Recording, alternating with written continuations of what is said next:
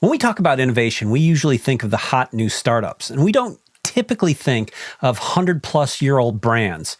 But when an old, respected brand needs to be resuscitated, innovation is exactly what is needed.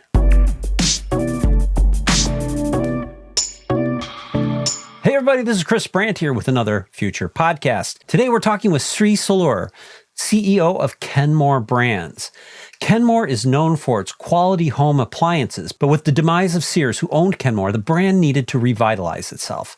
That's when Sri stepped in at the helm of Kenmore Brands to innovate their way back to the top, focusing on the electrified home. So let's talk to the man behind the mission. Welcome, Sri.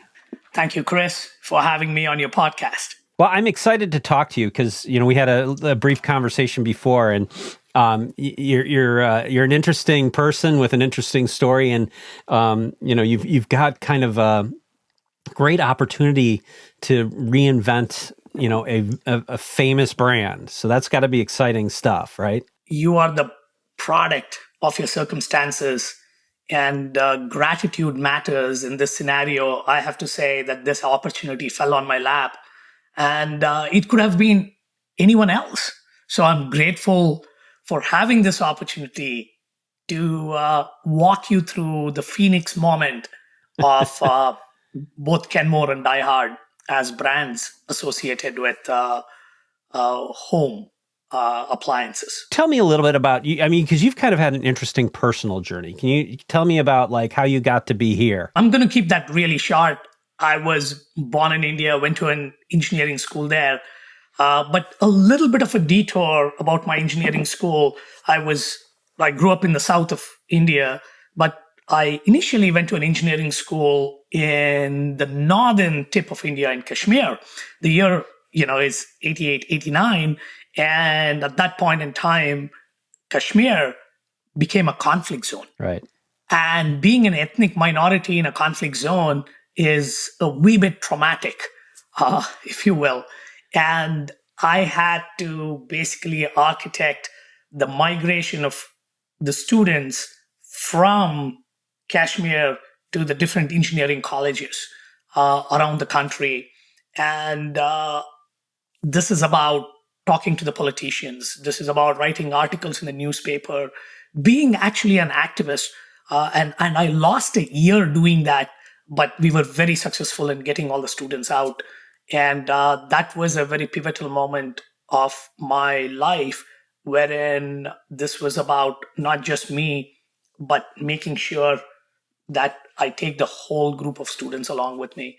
Yeah. So I graduated in electronics and communication and worked in multiple small companies initially, and I was attached to a multinational called Digital Equipment Corporation, worked on products like Alta Vista, one of the first earlier well-known search engines. Sure. DEC brought me to the US, very grateful for that. And then they paid for my business school and further education here. What I have realized is anytime there's a setback in life, think of a setback as a shortcut to a phenomenal comeback. Yeah. I have seen that happen in several walks of life. And from DEC, it was, Compaq and HP. That was a 20-year run. But I've always been involved in building new innovative businesses. So I founded something called Cloudprint, the technology behind printing for mobile phones. Then went on to build the wearable business for brands like Hugo Boss, Juicy Couture, Ferrari, Coach, Movado, and got into fashion tech. That helped a wee bit, and then went on to run product and engineering for Comcast, for their IoT group, for their home security and home automation business. And then my journey took me to a private equity-based small appliance company called Shark Ninja.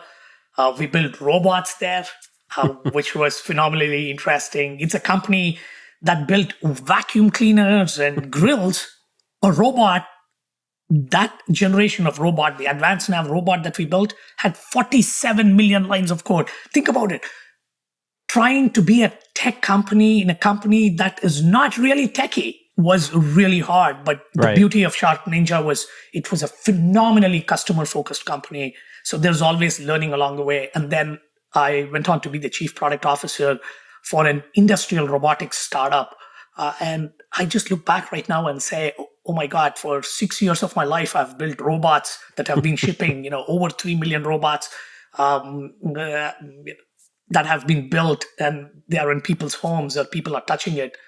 And around 18 months ago, or a wee bit more than that, I got an opportunity to be the CEO of Kenmore. And here I am. Again, very grateful for the serendipitous opportunity that fell on my lap, and very grateful that someone took a chance on me to be a first-time CEO. I got to imagine now we're going to see some really cool Kenmore robots, right? We're finally going to get that Jetsons robot Rosie to come and clean our house and take, maybe with a little less sass. Well, I really think it's iterative. As I said, the Phoenix moment.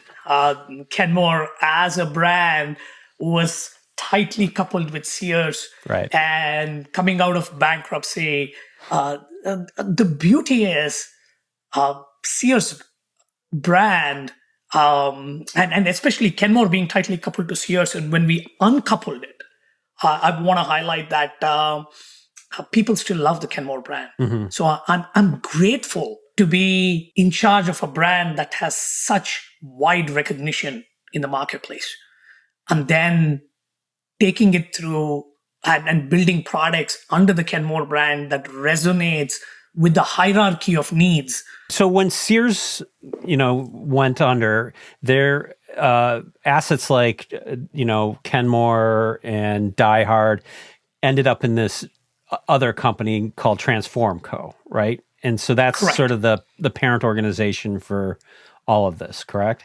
Correct. But Kenmore, like you said, is, I remember growing up with Kenmore and Kenmore appliances and all that stuff. I mean, Kenmore is a very popular brand. And I think you mentioned that Kenmore originally started in 1913? 1913, yeah. That's crazy. That's a wild ride, huh? Every decade, the brand has reinvented itself. What is the strategy for taking, a respected brand like that and then revitalizing it and creating something new? I know, one of the things that's big for you is electrified home. That's, getting rid of the gas appliances and things like that. So can you talk to like how you revitalize this brand, how you tap into, like a current movement that's going on, and how you bring it all together? Let me put it this way, 3 lines of businesses. The first one, what we call is a wholesale business, wherein think large appliances, think kitchen suite, think laundry.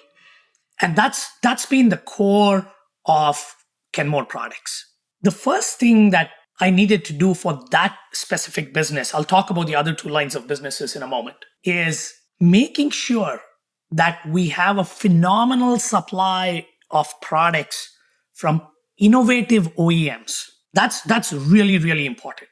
And I can say that in the last 1 year, we went from one OEM who was manufacturing products for Kenmore to we'll end up this year with 9. Mm.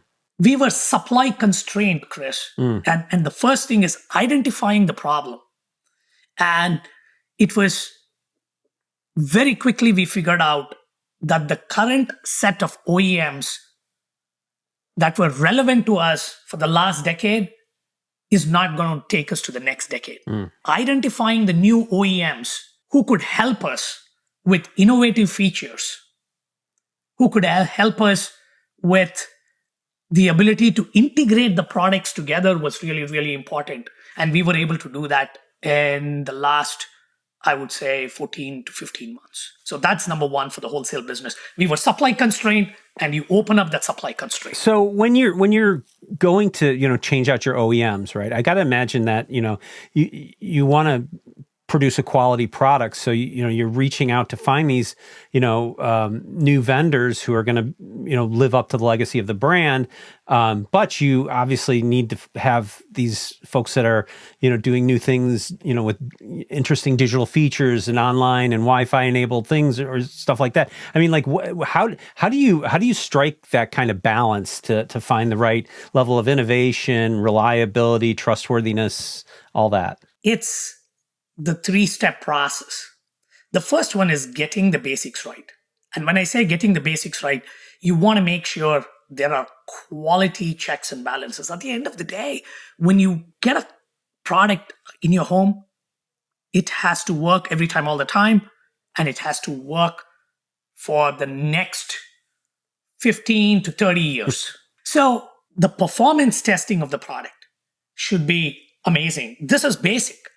Performance testing is like all the feature sets.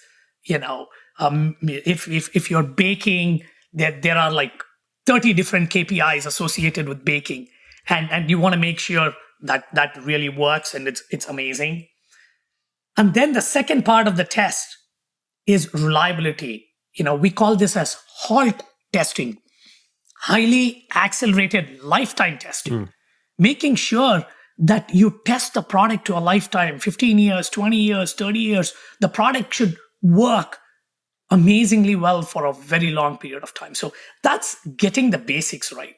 And Chris, we spent a lot of time in the labs validating our OEMs to make sure that the products that we bring into the market are extremely high quality, not just with feature sets, but for a period of time. So that's number one. That's interesting because, most products nowadays are not geared with that kind of a life cycle in mind. I mean, cars, like all sorts of things are not, even houses, I feel like sometimes are not designed with that sort of lifespan in mind. So that's a tricky, constraint to work against. Yeah, I mean, it also works against you, right? Because the replacement cycle is basically now like far extended. Right. But at the end of the day, when I see reviews and feedback saying that, oh, my Kenmore fridge in the garage actually keeps my beer the coldest, you have to have that phenomenal empathy for a Kenmore customer. Right. That's really, really important. So that's number one.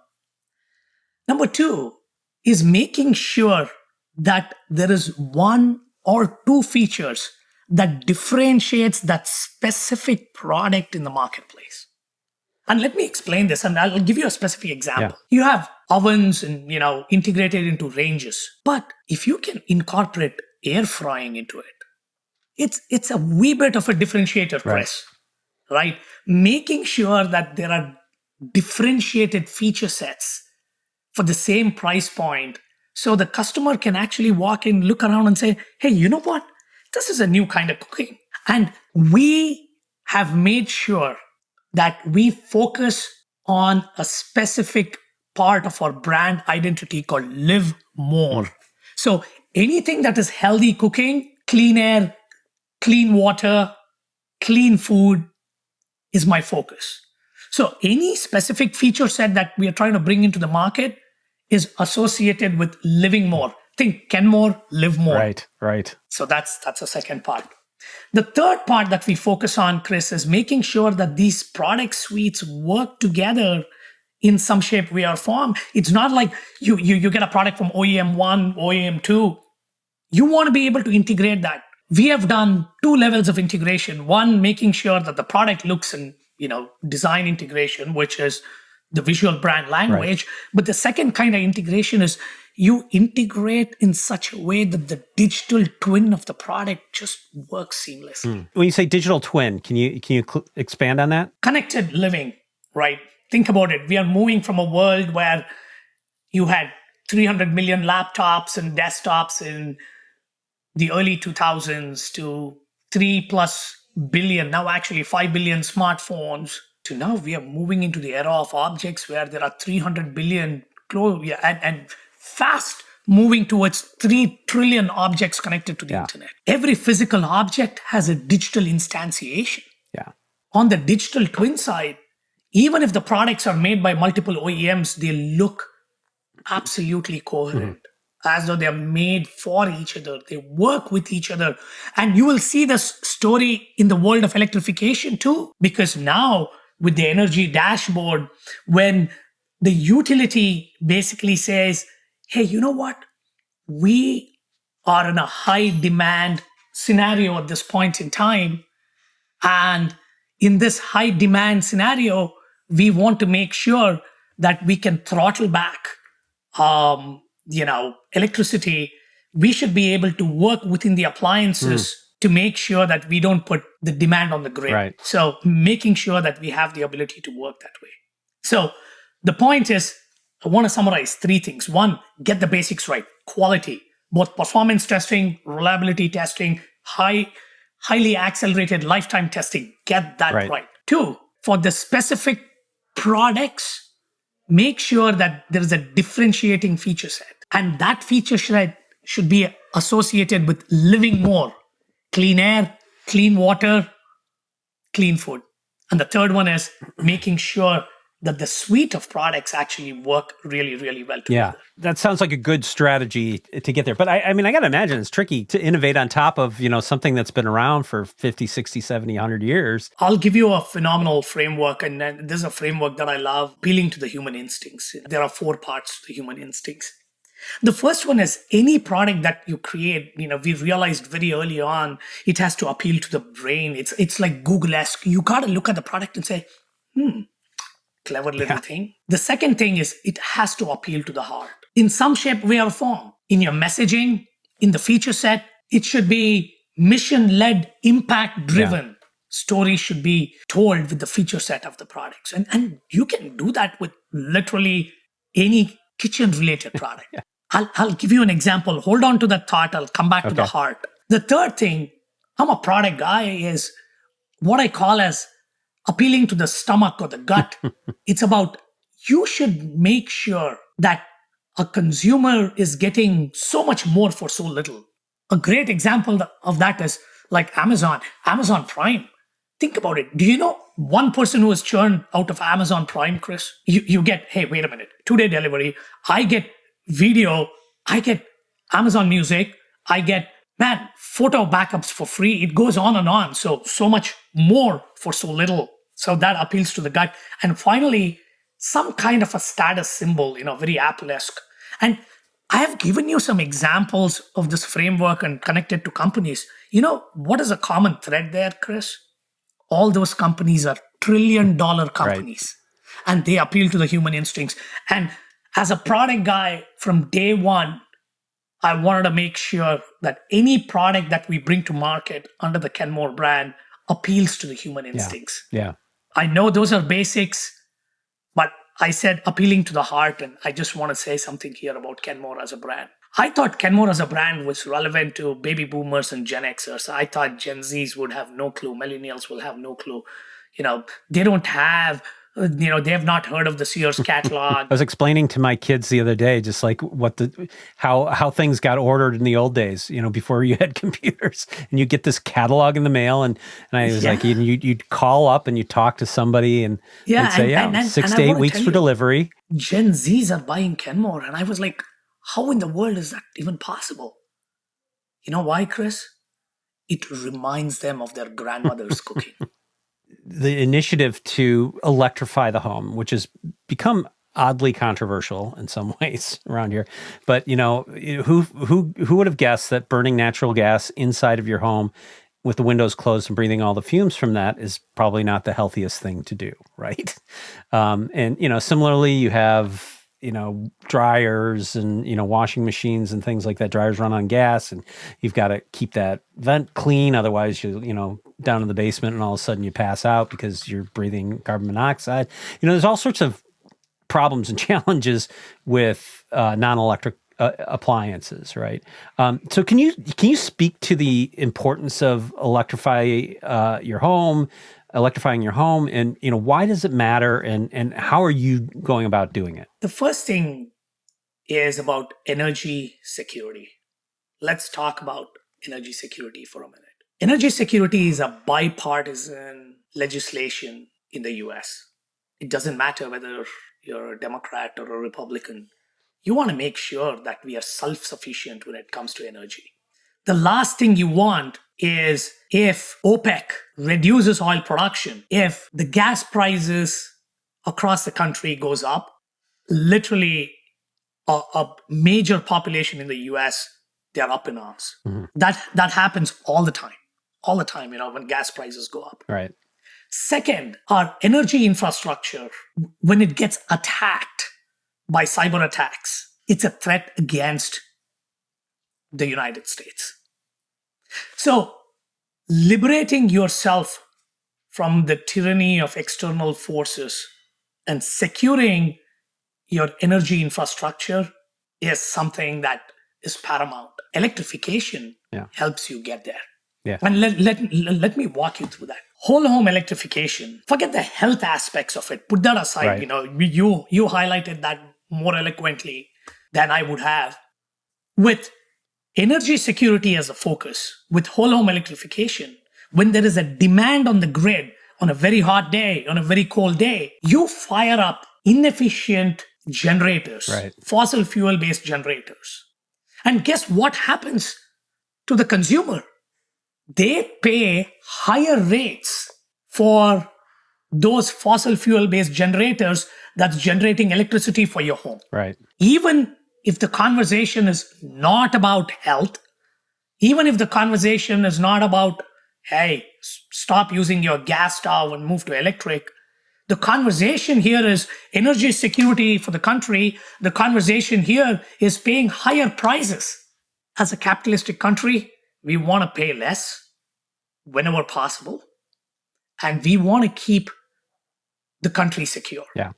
So in addition to some of the health benefits that you highlighted, I think there's energy security and there is phenomenal cost savings. Right. And just for those two aspects, whole home electrification is a main agenda for us. Yeah. And there is a mission for us. And we are also very well placed. And let me explain this. We didn't go into the details of Transformco. After the Sears bankruptcy, the formation of Transformco as a holding company that was formed, there are multiple companies under Transformco. Right. Kenmore and DieHard as a brand. You have Sears Home Services. This is basically, 2,500 plus technician driving trucks, who are on our payroll, who are actually going in and repairing appliances in people's home. They do 80,000 visits in 1 week. Wow. To people's homes. 80,000 1 week in people's homes. That's crazy. And then there's a real estate part of the company and there is a fintech part of the company. Won't go into the details, but that's in the Transformco umbrella. So Kenmore has tied up with Sears Home Services, and when they go in to people's homes, 80,000 times a week, they look at all the appliances, and if there is a replacement cycle that is due, they look at that, and they also have a clear understanding of the zip code of the home. They have some understanding of household income. And guess what, Chris? The Inflation Reduction Act that was passed last year, there are rebates for moderate income families, low income families. These rebates are really big rebates. And we can directly look at those rebates and say, for your home, you can potentially get $14,000 of appliances. Wow. For free. Is it really that much? Yeah, depending on your household income. Wow, that's all. Depending on that's your a good chunk household of change. Yeah, and you can swap out your appliances. Now tell me, the conversation is not about gas or electric. It's free or highly subsidized or not. Right. That relationship is number one of the reasons why I think Kenmore and whole home electrifications make sense, because there is a force that's going into people's home to repair appliances, and they have an understanding and they can basically swap out the appliances. So that's number one. Second, we have a spectacular array of appliances, not just traditional appliances, but what I call as energy appliances. Yeah. We signed this relationship with Span. You will see more and more products under the Kenmore brand. EV chargers. We announced DieHard branded EV chargers. You talk about sort of electrification of the home, but even outside the home, or a combination of sort of, EVs are a way also to help with the electrification of the home as well, because they're a battery sitting there, right? 100%. Personally, from somebody who has an electric vehicle, we need more chargers out there desperately. I agree. I mean, again, the infrastructure bill in terms of putting in more commercial and consumer EV chargers, the subsidies, we are playing in that space. That's a rising tide. Yeah. And it's so natural. Think about it. Diehard EV charger, like kind of like rolls Yeah. out, right? Diehard power EV. Yeah. So I'm very happy to say that you will see that in addition to that, heat pump based water heaters, heat pump based HVACs under the Kenmore brand. So it's not just kitchen appliances. Chris, what you've just heard is energy appliances playing in this space. The third thing that I want to highlight is our relationship with organizations like Rewiring America, EPA. In May of 1992, Kenmore was one of the pioneers in terms of bringing appliances to the market with Energy Star rating. And we have continued to nurture that relationship with EPA, Rewiring America. So that's another piece. Well, and I'll say one other thing to all that too, because, you mentioned building a product that's going to last, 10, 20 years, 25 years, whatever. I mean, I'm sure there's probably 60, 70-year-old Kenmore appliances still out there. But when you talk about the environment, one of the best ways to improve the environmental situation is to produce products that last longer so that they're not ending up in a landfill and you're not going through the manufacturing process as often. I mean, even just fast fashion is crushing us, like appliances that require a lot of industrial resources and, there's metals and plastics and all sorts of bulk in there that, disposing them is a lot. You hit the nail on the head. These fast replacement cycles, where every cycle you create a product and try to create an artificial need in the marketplace to buy the product, we got to take a very hard look. We are going through a world of deglobalization. The world that we knew for the last 70 years, where things were faster, cheaper, is going away. And that should be really, really well known at this point in time. There is reshoring of manufacturing that is happening with the current geopolitical dynamic. And one has to be real, and that is not deflationary, that's inflationary. When Tom Friedman wrote the book, The World is Flat, you could basically create a product in the US, design in the US, get it manufactured in China, and shipping costs were ridiculously low. Interest rates were ridiculously low. You could bring it back. You could flood this market with products made elsewhere. And now we are in a very different reality at this point in time, Chris. Well, I mean, manufacturing in other countries isn't quite what it used to be either, because the standards of living have risen in those countries and the prices have gone up in a lot of those locations as well. So it's a different game board now. And demographic impact. The population in those countries are getting older, and the younger population, like, for example, there is a demographic issue in multiple parts of the world. The average population is just growing older and people are not having enough kids. Yeah. That means they're not getting into the workforce. So it's not cheaper to build products in other parts of the world. So we are in a world of deglobalization at this point in time. Yeah. I mean, if it's going to cost more, you might as well make them last. 100%. You hit the nail on the head, and that works really well with the current geopolitical dynamic of deglobalization that's happening all over. And I also want to highlight one other thing and summarize the electrification journey that we are on. Is we are working with different government organizations so that we can take rebates at the till, so that it's not like you have to pay out of the pocket and then you send some stuff off to the government and you don't know when you're going to get the money back. No, right? We want to make it really, really easy. So to summarize, we have, from an electrification journey, it's our brand value. Kenmore equals live more. And our focus is not just health, but it's about energy security. It's about cost savings to the consumer. And I think it makes a whole lot of sense. And Kenmore is an affordable innovation brand. We are not like a brand that's high up there, that's only for the rich and famous, right? This brand is for every American. Second is we have technicians with our sister company, Sears Home Services, who are walking into people's homes 80,000 times a week. That's an interesting point, because a lot of companies have gotten into this market, don't really have that kind of repair organization. They don't have that service and support organization. The third one is we not only have appliances, but energy appliances, right?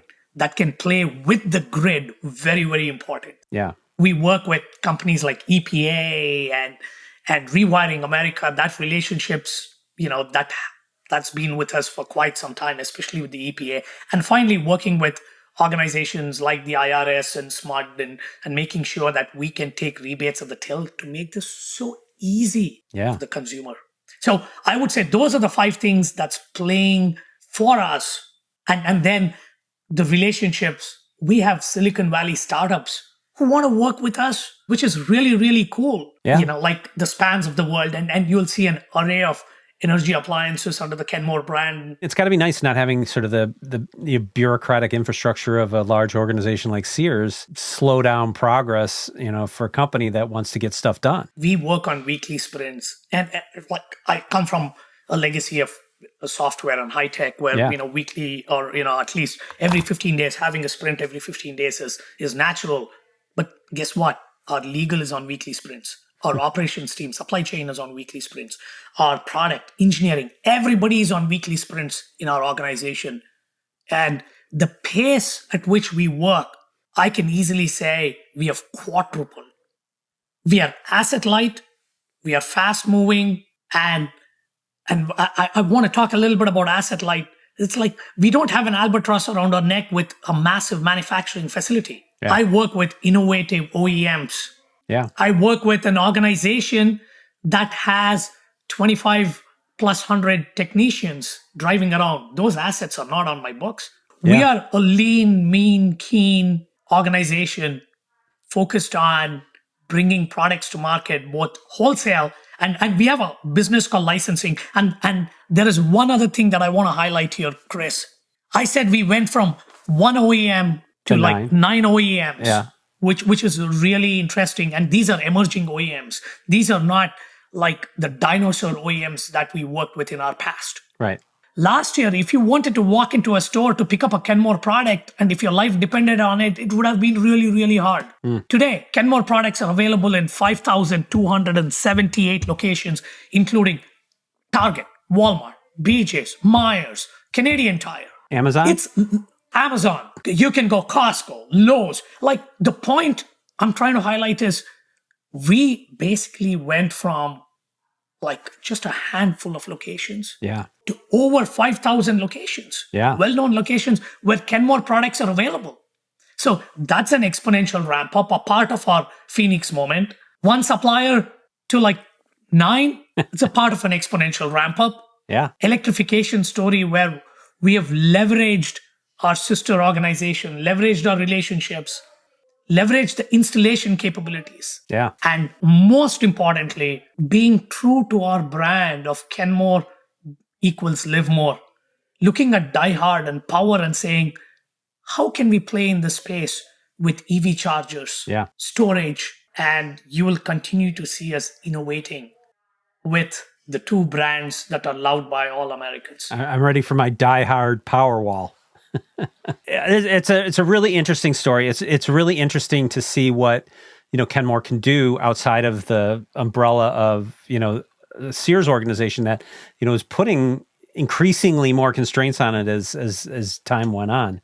But so what do you see as like what can we expect next from Kenmore? What's the next big thing coming out for you guys? Focusing on 2 things. One, an expansion in terms of the breadth of products and availability in terms of locations. You'll continue to see that. Yeah. And the breadth of products that when we bring to market is going to be differentiated and integrated feature set. Yeah. That had stopped with the company going through bankruptcy and coming out. So you're going to see that exponential ramp up, the Phoenix moment. In addition to that, moving into the world of connected living. And when I say connected living, we are talking about energy appliances, and whole home electrification, being a significant player in that space. Yeah. Execution matters. Vision is great, but execution is what we are focused on those two vectors. Yeah. We went from a handful of locations to over 5,000 locations in terms of availability of products, going from one OEM to like 9 innovative emerging OEMs as a proof points of execution. And then the whole home electrification, accelerating that. We made a statement saying that, we want to get 1 million homes electrified. Yeah. And you'll continue to see us accelerating on the journey, with Kenmore equals live more and die hard equals power. And think about it this way. Anything die hard, garage. Anything Kenmore is in the home. Yeah, that line gets blurred more and more every day. Well, I mean, hopefully, this will, put people on notice that Kenmore Brands is back, and to check them out. And if people wanted to, find Kenmore, where is the best place for them to go find out more? Wherever they shop. Wherever they shop. That's the most, wherever they shop, online. If you go to Amazon, go to Target, go to BJ's, wherever. We will have products wherever you shop. Thanks so much, Sri, for being on. It sounds like a really exciting journey for you. I'm excited to see where Kenmore goes. I'm kind of excited to see how the whole electrification movement goes. And I really want to see more chargers on the road. So I'm excited about that. So thanks so much for being on, and good luck with everything. And Chris, thank you for having me on the show. Have a wonderful rest of the day. Thanks for watching. I'd love to hear from you in the comments. And if you could, please give us a like, think about subscribing, and I will see you in the next one.